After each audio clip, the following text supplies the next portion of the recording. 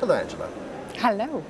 Whichever theme you use for, say, the St. Petersburg Forum, you have your own three scenarios: modern jazz, unfinished symphony, and what was the third one? Hard rock. Why? Because when we talk to people around the world, we get a diversity of perspectives about the current situation and the future outlook. And to try and enable more and better cooperative action, we can try and get everybody to think the same way, or we can engage with that diversity as a strength. So we look for different signals of change. We package them up and we say, well, we can see three different futures unfolding simultaneously.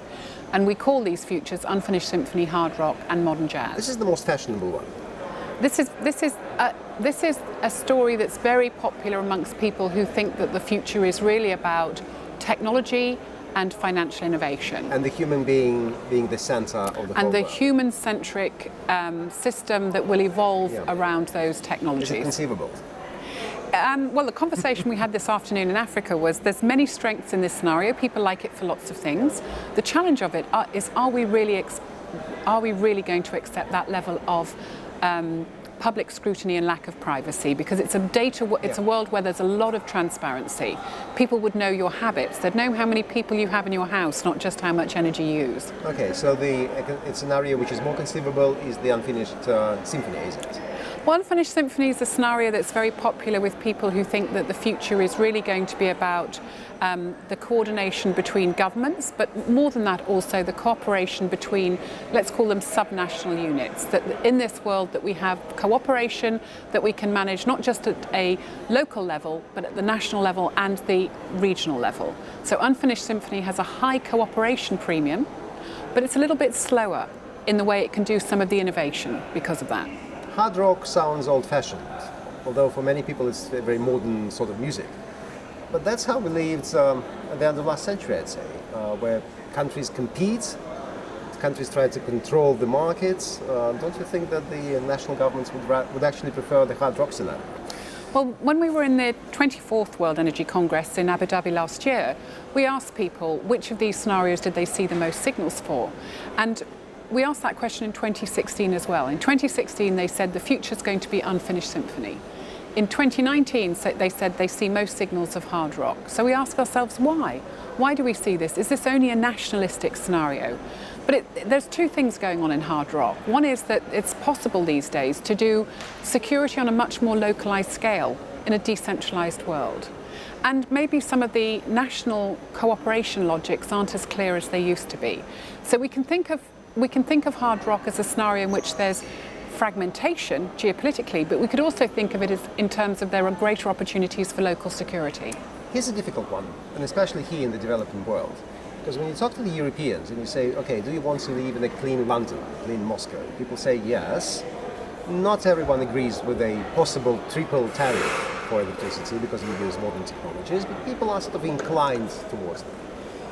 When you say the same to people in rural areas of Africa, of Latin America, even of Eurasia, how do you sell the idea of more solar, more wind, in comparison with the traditional energy, whilst the traditional energy is still cheaper?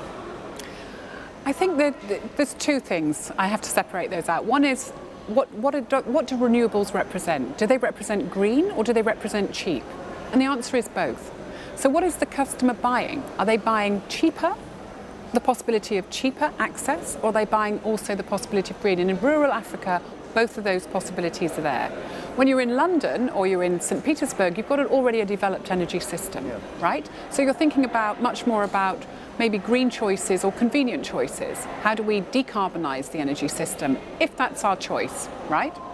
In Africa, they're 2% of the global emissions in greenhouse gases. They need more energy. And the question is, to get more energy, do they want it green or do they want it cheap? And the answer is they want it cheap and green because it allows them to have rural energy communities that can service their own equipment.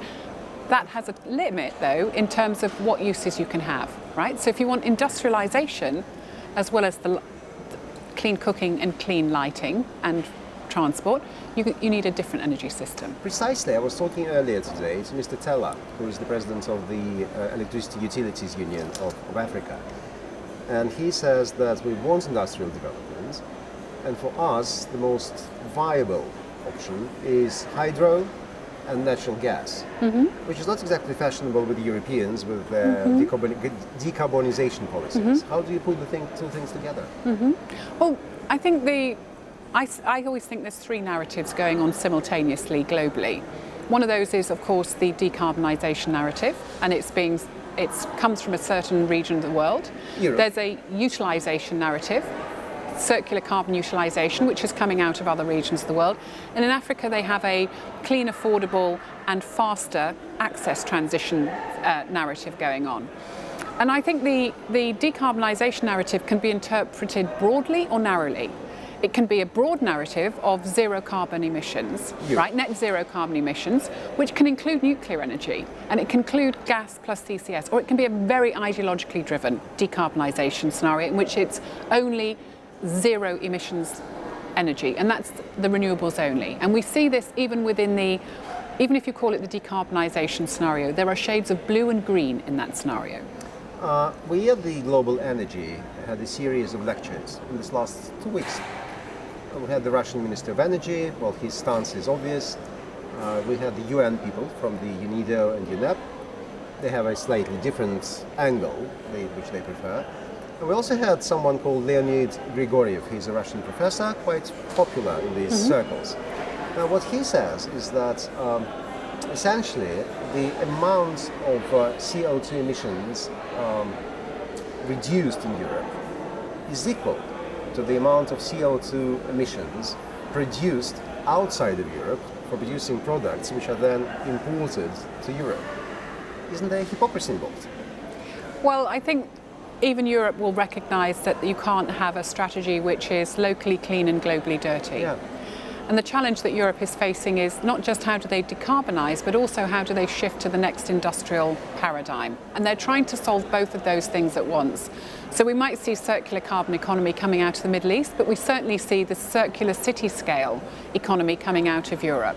Both of them have energy needs, and they'll be serviced by that. But I think it's too simplistic to say it's hypocrisy. I think Europe is not just pushing decarbonisation. Oh, that's what she said, I was quoting. Yeah, no, I think it's trying to think about decarbonisation and let's call it new industrialisation at the same time. Okay, comes 2022, all of us are in St. Petersburg, with all sort of different factions, not necessarily in geographical terms. There are different factions of thought, greener, bluer, cleaner, cheaper, whatever. How do you put all these people together?